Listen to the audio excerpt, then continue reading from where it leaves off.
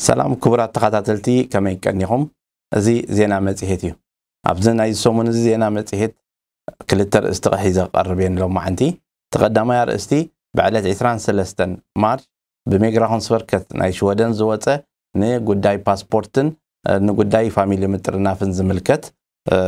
موكسي مخا اغبابا سرارحه زوهابلهم ممرحي نعو زملكت نبوزحات كا تسفا زهبن ني فاميلي مترناف تخل كيلوم زنبرو عدل زخف سلازغونه بزرزر نعو خاتوي كالاي ابز حلفه سمونات اب نغبرو زنبرنا اغايش عديمنا زررب مسوز تحازن ام نايطعنا خونتات زملكت تعزبتنان كغبرو زلوم نبلوم نغراتن كنحبرينا اب مጨረሻ حطوتات كاباخم زمصه كلتا سلسته خنملس كنفتنينا نلومي نابت قريبه زلخ نغر حيزكم كسغري سناي مكتتال بعلت 23 مارش ميغراهون سفركت كم لمود اغباب استرارحو زخونه يخون ناي بيت فردو وسانين تمصيو ناي بيت فردو وساني بخمي تترجمو اب استرارحا وي كام معلاخ وعل كم زلوو ممرحي زوهابلو ناي حقاوي ترجمه نايتي زتوهابه وساني حقاو ترجمه بخمي تحق تترجمو ام معلا زوعل زملكت زهبو ممرحي الله از ممرح زي نتوم هندلي غارن نتوم بمولا مافتي منغستاو تكال لسرح سبات نعوم بخمي عقباب نغداي كترجمو ولوم بممرح زهب كوينو ابن قدم حجز نبره اسرارحه نبوزحات حوات غداي زغبره اتي ناي باسبورت طلب زبل ابز حلفه مدبناون زرزيرنا يخم زنبرنا كابز خيدم حدش ركب مسريتهم حدار غيرهم زولدون زي ولدون بسنكي انستقوم ويكا صوتكن باسبورت قمت سلازي قالو تباهيلهم ينصقون يرو ازي نبوزحات سبات شجر فتيرو ابزون نفعات حوات تطرانيفهم محبر غيرهم بزعبا ناي باسبورت قمتم قالو تحوات مسوم كوينهم تقاليسهم عامهم يكايدلو بتي بتفعلاليه معكنات باسايلم كوميشن بخالوت محبراتو نابيلو از حطتاتو متداغاغامي يعني العلونيرنا ابوها كم جبر ملسي نتي ميغراهون سفركت هيبو زلو ملسي نبوزحات قالو اونتاو زخونه ነገር كسعبي سوغ انتايو قدم حجي اتي نايسام هيلس انترست زبحال زنبره كندمنتايو قدامنت كوهابو زلو نو ولق سبات ناتوم شجر فتحيكا هاتوم صومدو يحيش ويس نتخبابي مننتهم زي تفلطو سبات مننتهم كرغاغطو زي قالو سبات كتوتو تفقد زبل حق نيرو ابزخا بزح غيزي ميغريشن سفركت انتاي زبل نيرو نو زوم سبات زي مننتهم تديراغاغيتهم كموصو ايكولون يوم زبل نيرو كموصيت نايزي زوم سبات زيوم نابنت ذا غداي زيا ن ايثيوبيا زلو ذا تملكت كوينا اب كله نخال هاغرات زلو كتملكت يا بفلاي جن ذا غداي زيا ناب ايثيوبيا زلو تملكت كوينا تزربتلو مخنيات حدا كاب ايثيوبيا زلو امباسنا ايرترا حجز تخفته وي وين قدم كاسله زي نبره اندحردا باسبورت خونكا سبات بزي حقاو منغدي نسودان نوغاندا ويناب كالا هاغرات ناي مسغار فتنتات يكايدو نيرو ميغراهون سفركت كمزا عينت نجر نخغبر تقلالا ايتابعن ويون ايغددني ابزون تباهيل دلوسيو لذي اندحردا خمصو خلكيلكا اندحردا وصيوم ناب كالا هاغر كمصو خا حدغنيا مخانو فليدكا انتاي فتح غبر علو ابزبل ازي حجي وتوسين زلو وستاني نحنا كميغراهون زبلو دلو كميغراهون سفركت اتي proportionality speedomening زبالالو جمجم ناي اينا يمزن ناي سام هيلا انترست ناي تهاجر انترست زي تفلطم سبات مئتاو مننتهم كيراغاغطو ولاس اتي نايتهم سبات انترست خم فاميلي بحبار كوينهم ناي منبار نزبل غداي بزملس ا مጨረሻ ذات وصيا زلا ممرح انتا تبل نتو خناتات اب ግምት اتيكم نتي كاب ኤርትራ امباسي خيدكم فريمكم ورقه سديدكم كلتخامي تخفيلكم زبل طلبات كغبرو خنغدد سلازيبلنا سدتنياتات يخونو ولا سدتنياتات زي يكونوا بخاله منغد زموصو سبات اسيو توسخاب زحج فلي دغبرو كن محجي سدتنيا انتخونكا ناب امباسي خا خيدكا ركب غيركا فريم كامص غله زبحال قبول نيرو كمو دارغا يبحال نير باسبورت مص طراح يبحال نيرو حجي جن اسو لك خم زي يكون نسبات كمو خدغددهم كم زي تخيل نسدتنياتات زغونو طراح يكون ولا بحدار زموصو سبات كون كمو خغددو خم زي يبلهم اكو داني اتي ببي سليتنات برينسيپ زبال اشالاشال ناي حق زبال حجي بزسفح منغدي ختغورلو زخيل كوناتات فطر እዚ ማለት ግን ንብዙሓት ኣሕዋትና ስራሕን ገዛን كلهم እትጠለብ ካልእ ማለት ፎርሴይን ክራፍ كلهم ዝተኸልከሉ ነይሮም እዮም ብሰንኪ ዝናይ ፓስፖርት ነዚኦም ዓቢ ረህዋይ ዓቢ መዋጾይ ጽቡቕ ነገሪ እንተ እቶም ኣሕዋት ስራሕ ዘይብሎም ወይ ገዛ ዘይብሎም ግን ወላ እኳ ናይ ፓስፖርት ችግር እንተ ተኸፈትሐ እቲ ካልእ ከማልእዎ ዘለዎም ነገራት ውን ከማልኡ ስለ ዘለዎም ብናይ ስራሕን ብናይ ገዛን ውን እስቲል እቲ ሕጊ ከይተተግበረ ክተርፍ ይኽእል ማለት እዩ እዚ ማለት ግን እንታይ ማለት ካብዚ ክንመሃሮ ዝደልዮ እንታይ ስጋዕ ዝተጻዕረሉ ግዜ ስጋዕ ሚግሬሽን ስፈርከት ቁኑዕ ሓበሬታ ዝረኸቡ ግዜ ስጋዕ እቲ ባይታ ዘሎ ኹውንነት ናብቶም ዝምልከቶም ኣካላት ዝበጽሐ ግዜ ድሰምዕ ቤት ጽሕፈት መንግስቲ ሰሚዑ ከዓ ግብረ መልሲ ዝህብ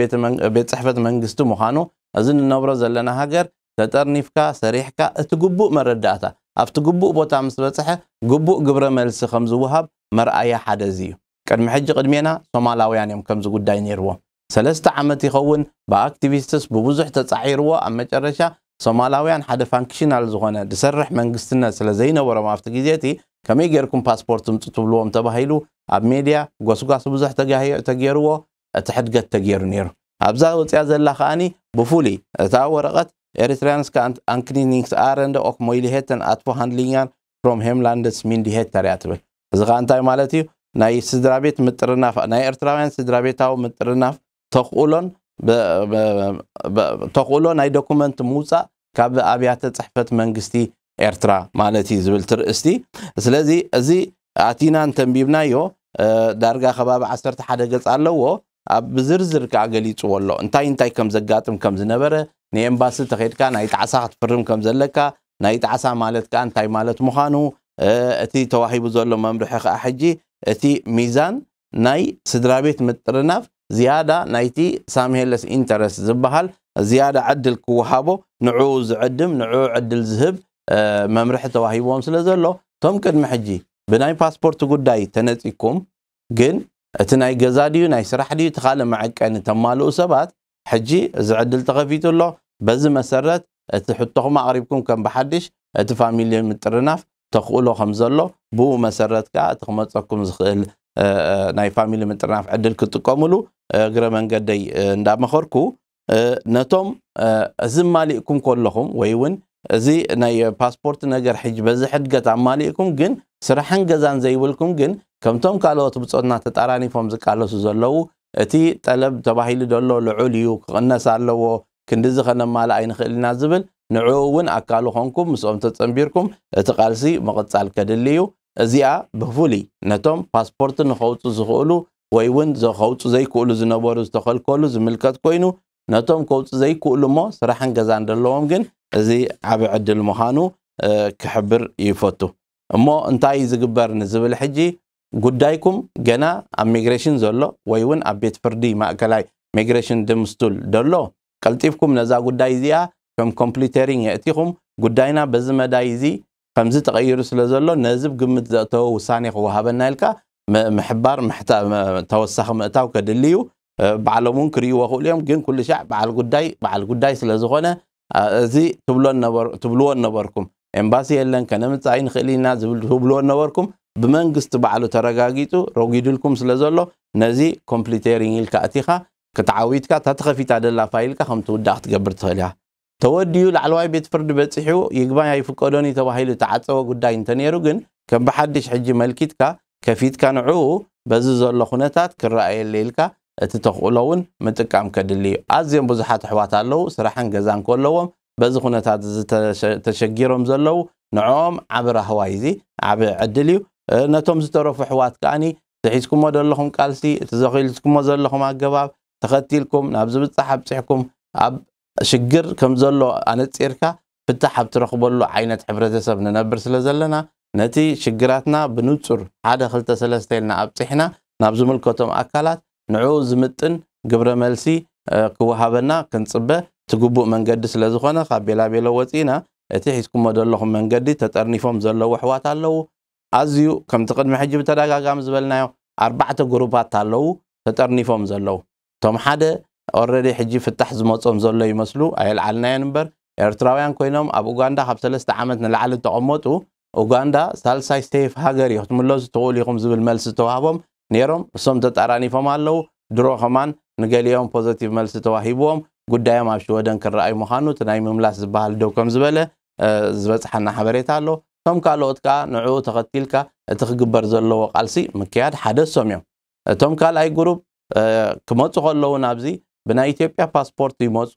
ኣብዚ ምስ መፁ ግን ኤርትራውያን ምዃኖም ብሓቀኛ ሽሞም ፓስፖርቱን ፅዮም መሰቕረቡ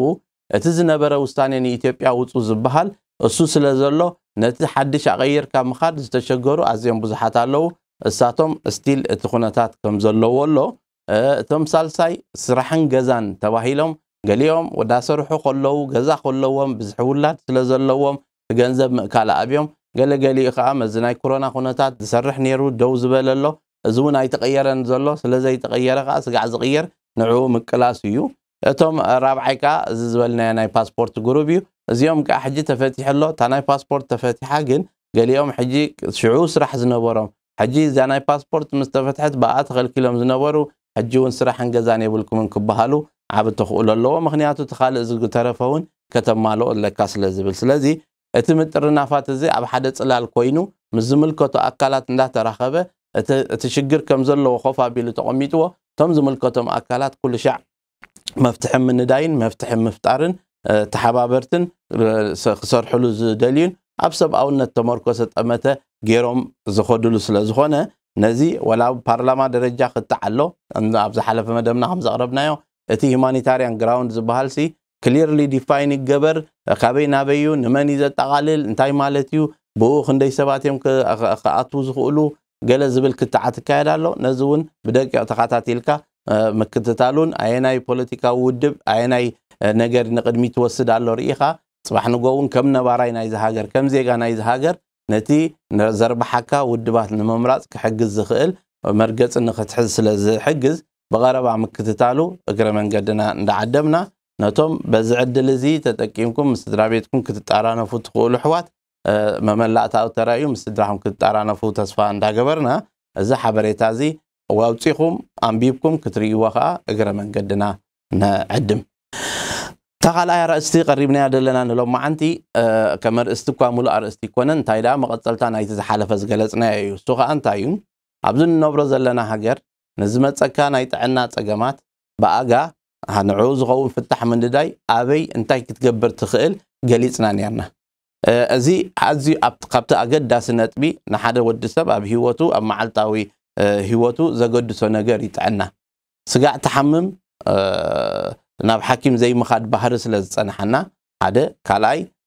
ማኪና እኳ ኣገዲዶም ኣብ ዓመት ሓንሳብ ኮንትሮል እንዳግበሩና በሲክትኒንግ ኣይተሓለፈትን ተሪፋ እዚ ቀይረላ እንዳተባሃልና ንዓና ንሰብ ግን ንነዊሕ ዓመታት በሲክታ ከይገበርና ነፍስና ስለንኸይድ ነፍስና ከይፈተሽና ስለንኸይድ ኣብ ንሕዱር ሕማማትን ንኻልእ ንቃልዕ ኣለና እዚ ዘለና ሃገር ግን ንዕኡ ዝዕድም ነገራት ብዙሕ ስለ ዘሎ ኣብ ቀጻሊ መደብ እውን ንትደልዩ ሰባት ብኸመይ መንገዲ ከምኡ ክትገብሩ ትኽእሉ ክንርኢና ንሎሚ ግን ከዛርበን ዘበገሰኒ ነገር ኣብዚ ክኢላታት ዓዲምና ዝሓለፈ ሰሙን ብኦንላይን ነዚ ዘሎ እዋናዊ ኩነታት ናይ ክታበት ንዕኡ ዝምልከት ሕቶታት ከተቕርቡ ላይቭ እውን ክትሓቱ ዕድል ፈጢርና ነርና ንኸምዚ ዓይነት ዕድል ከተዳሉ ንኸምዚ ዓይነት ነገር ክትገብር ብዙሕ ምድላዋትን ብዙሕ ግዜ ናይ ክኢላታት ሰባትን ይዘድሊ ከምኡ እንተገይሩ ከብቅዕ እቲ ሰብ መፂብኡ እቲ ዝምልከት ዝደልዩ ሕቶታት ሓቲቱ እቲ ዝረኽቦ መልሲ ክረክብ እንዳተገበአ ንኸምዚ ዓይነት ነገራት ኣዝዩ ኣገዳሲ ክኢላታት ግዜኦም ኣጥፊዮም ዝመፅሉ ግቡእ ኣቓልቦ ሂብካ ደይምክትታል ነቶም ንቐጻሊ ነዚ ክገብሩ ዝደልዩ ኣካላት ጌጋ መልእኽቲ ከመሓላልፍ ስለ ዝኽእል ኩላትና እሞ ብቋንቋኻ ክኢላታት ደቂ ሃገርካ መፂኦም ሓበሬታ ዝህቡሉ ናይ ዝተፈላለየ ዓውዲ ዝህቡሉ ነዚ ብፅሞና ክንከታተሎን ኣቲና እውን ኣብቲ ዲቴይል እቲ ንምሃሮ ነገር ብዙሕ ስለ ዘሎ ብኡ ከዓ ፈሊጥና ሕቶታትና ከነቕርብ ነቲ ቅድሚ ሕጂ ተገይሩ ዘሎ ምክትታሉ ብድሕሪ ሕጂ እውን ዝግበር ብፅሞና ተኸታቲልካ ኣካልናቱ ምዃን እዚ ማለት ከኣኒ እቶም ነቲ መልእኽቲ ከብፅሕዎ ዝደልዩ ሰባት ናይ ብሓቂ መልእኽቶም ናብ ኩሉ ይበፅሕ ከም ዘሎ ምስ ረኣዩ ነቲ ሓበሬታ ምሃብ ነገር ዝያዳ ክፀቕጥሉ ስለ ዝኽእሉ ነዚ ለቦዋ ዘየድልዮ እዩ ንነፍሲ ወከፍና ዝምልከት ጉዳይ እዩ ንቐጻሊ እውን ዝተታሕዙ መደባት ስለ ዘለዉ ኣብቶም መደባት ኣቲኹም ክትከታተሉ ኣካል ክትኮኑ ሕቶታትኩም ከተቕርቡ እግረ መንገድና ንዕድም እዚ እንዳዓደምና ከለና ሕጂ ኣብዚ ግዜ እዚ እዋናዊ ጉዳይ ኮይኑ ሰለስተ ሕቶታት መፂና ዘሎ ንዕኡ ሕቶ መሊሰ ናይ ሎማዓንቲ መደበይ ክዛዝም ካብቲ መጺና ዘሎ ሕቶታት እቲ ሓደ ብብዝሒ ዝመጸና ጉዳይ ብዛዕባ ናይ ዜግነት ገለ ሰባት ናይ ዜግነት ጉዳይ ሓቲቶም ናይ ዜግነት ምስ ሓተቱ ናይ ኤርትራ ፓስፖርት ከም ዘለዎም ምስ ተራእየ መሰቕረቡ እዚ ፓስፖርት እዚ ከመይ ክትገብር ኣውፂኻዮ እስኻ ቀይሕ ፓስፖርት which is እቲ flicting status ኮለካ ናይ ስደተኛ መሰል ኮለካ ከመይ ጌርካ ነዚ ከተውፅእ ኽኢልካ ዝብል ሕቶ ይለዓል እሞ ጉዳይ ናይቶም ሰባት ካብ እንዳ ዜግነት ወፂኡ ናይ ክፍሊ ኢሚግሬሽን ናብ ኣሳይለም ይምራሕ ኣብ ኣሳይለም ክፍልኻ እዚ ፓስፖርት ብኸመይ ኣውፂኻዮ ንምንታይ ኣውፂኻዮ ጌሽካሉ ዶ ትፈልጥ ገለ ዝብል ሕቶታት 4-5 ሕቶ ደሎ ደብዳቤ ይሰዱልካ እንድሕር ዳ እቲ ሰብ ዘይገሸሉ ኮይኑ ኣብ መዓላ ዘይውዓሎ እንተኮይኑ እታ ፓስፖርት ንመንነቱ ጥራሕ ከረጋግጽ እንተውፂዋ ናብ ካልእ መዓላ እንተደይውዒልዋ እዚ ሓደገኛ ኣይኮነን ንኣውፂ ዘሎ ማለት እዩ እዚ ሓደገኛ ኣይኮነን መልሲ ሂቡ እቲ ጉዳዩ እቲ መስሓብ ደው ኢሉ ጉዳይ ዜግነቱ ክቕጸለሉ ይኽእል እዩ ዝኸውን ዘሎ እንታይ ገለ ሕዋት በቲ ናይ ኤርትራ ዘውፅዎ ፓስፖርት ኣፈርክቡ ተፀዊዕና ወይ ገለ ብዝብል ተፈላለየ ምኽንያታት ይገሽሉ እንድሕር ዳ መዓላ ውዒልካዮ ብድልየትካ ኸይድካ ውፂኻ ኣነ ንዜግነት ጥራሕ ይውፅዮ እምበር ኣይገሽ ኩሉን ሓደ ነገር እንተ ጌሽካሉ ግን ኣብ መዓላ ስለ ዘውዓልካዮ እቲ ፍሊክቲንግ ስታቱስ ናትካ ናይ ምስሓብ ተኽእሉ ልዑል እዩ ዝተሰሓበሎም ከዓ ብዙሓት ኣለዉ ብኸምዚ ምኽንያት እሱ ጥራሕ ኣይኮነን ዕቑባ ስደተኛ ተዋሂብዎ ከሎ ንኤርትራ ዝኣተወ ሰብ ኣውቶማቲካሊ ናይ ፍቓዱ ኩሉ ይስሓብ ምኽንያቱ ሃገሩ ኣትዩ ብሰላም ክወፅእ ዝኽእል እንተኮይኑ ካብ መን ዳእሞ ተዕቁቦ ነዚ ስለዚ እቲ ዝግበር ዘሎ ነገራት እንታይ እዩ ኣብ መስርሕ እዚ ፓስፖርት ዝሲ ንምንታይ ካውፂኻዮ ተራ ሕቶ እዩ ኣገባብ ኣሰራርሓ እዩ ጌሽካሉ ዶ ትፈልጥ ናብ ዓድኻ ከይድካ ትፈልጥ ዶ ክትከይድ ክትኽእል ዲኻ ወይ ትደሊ ዲኻ እቲ ዝነበረካ ስግኣት ከቦትኡ ሎ ድዩ ዝብል ሕቶታት መፅእ ንዕኡ ዝኸውን ግቡእ መልሲ እንተሂብካ ብዙሕ ኣሰካፊ ይኮነን እንተ ዘይጌሽካሉ እንተ ጌሽካሉ መዓላ እንተውዒልካዮ ግን ድፍጠር ሽግር ኣሎ እቲ ናይ ዕቑባ መሰልካ እቲ ናይ ፍሊክቲንግ ስታቱስ ወይ ከዓ ናይ ስደተኛ ቀዳማይ ደረጃ ናይ ስደተኛ መሰልካ እሱ ተሳሒቡ ናብ ፕሮቴክሽን ገጽካ ትኸይድ ማለት እዩ ተቀዳማይ እዚ እዩ ብዙሓት ኣሕዋት ሕጂ እዚ ምስ መጾም እንታይ ክገብሩ ከም ዘለዎም ተፈሊጦም ብዙሕ ዘሻቕል ኣይኮነን ሰባት ግን በቃ ትንስሕቦ ዝሓሰብና ገዲፍና ያለና ከማን ምስተባሃሉ ይበኽዩ ተሳሒቡ ዝበሃል ዘሎ መሲልዎም ስለዚ ማዕረግ እንደይ ሃጓፍ ናይ ሓበሬታ ኣሎ ኣብቲ ውሽጥና ንሪኦ ንኸምዚ ዓይነት ሃጓፋት ኣብቲ ከከባቢና ንመርኮሉ ንነብረሉ ሜድቦርያር ኮንቱር ዝበሃል ኣሎ ቤት ፅሕፈታት ኣብ ከባቢና ዘለዉ ሓገዛት ከድና እቲ ግቡእ ሓበሬታ ክንረኽበሉ ንኽእልና ሎሚ ከማን ጽቡቕ ኮይኑ መብዛሕትኡ እቲ ቤት ፅሕፈታት መንግስቲ ኣብ ቅድሚሲ ቋንቋ ዝዛረብ ሰባት ዝፀንሑኻ እዮም ንዕኦም እውን ከድካ ክትውከስ ትኽእል ተርጎምቲ እውን ግበር እዩ ብደረጃ ሽወደ ብጣዕሚ ዝምስገን ናይ ተርጎምቲ ናይ ምቕራብ ነገር ኣብ በዓል ጀርመን እንተኸይድካ ኣብ ካልእ ሃገራት ዘሎ ናይ ምትርጓም ሽግር ብጣዕሚ ሸጋሪ እዩ ስለዚ ነቲ ዘሎ ዕድላት ተጠቂምካ ግቡእ ሓበሬታ ምፍላጥ ካልኣይ ብብዝሒ ዘጋጥመና ኣብቲ ሕቶታት እውን እንታይ ጫማ ክትገዝእ እንዳባንኽ ይትኸይድን ኢኻ እስኻ ጉዳይ ናይ ስካት በርከት እንተለካ ናይ ታክስ ኦፊስ ናብ ፎርሸክሪን ካስታ ወይ ናብ ካልእ ኸይድካ ይኮንካ እንትውዶ ኣበየናይ ቤት ፅሕፈት ንምንታይ ዕላማ ትኸይድ ኣለኻ ዘይምፍላጥ ዘኸትሎ ደሎ ነገራት ኣሎ ሰባት ክፈሉ ተባሂሉ ዝመጾም ፋክቱራ ናይ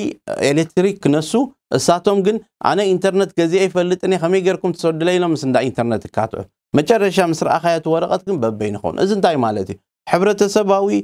ሃጓፍ ናይ ንቕሓት ተፈጥረና ኣሎ ነዚ ክንዓብሶ ክንመልኦ እቲ ሃገር ዝፈጠሮ ሜካኒዝም ኣሎ ናይ ቋንቋ ናይ ትምህርቲ ናይ ምትሕግጋዝ ገለ ነዚታት ነዚ ሃጓፋት በብውልቂ ክምላእ ኣይክእልን እዩ ከም ሕብረተሰብ ነቲ ትሑት ዓቕሚ መረዳእታ ዘለዎ ንቕሓት ትምህርቲ ዘለዎ ንዕኡ ክብ ከተብለሉ ትኽእል ባይታ ክፍጠር ኣገዳሲ ኣየለንካ በብኸባቢኡ ይጠርነፍትተን በብኸባቢኡ ተጠርኒፉ ንኸምዚ ማሕበራዊ ሽግራት ናይቶም ትሕት ዝበለ ደረጃ ትምህርቲ ንቕሓት እዚ ሃገር እዚ ኣዝዩ ዝማዕበሎም ዝቐልጠፎም ሰባት ኣለውና እዮም ካብ ደረጃ ትሑት ትምህርቲ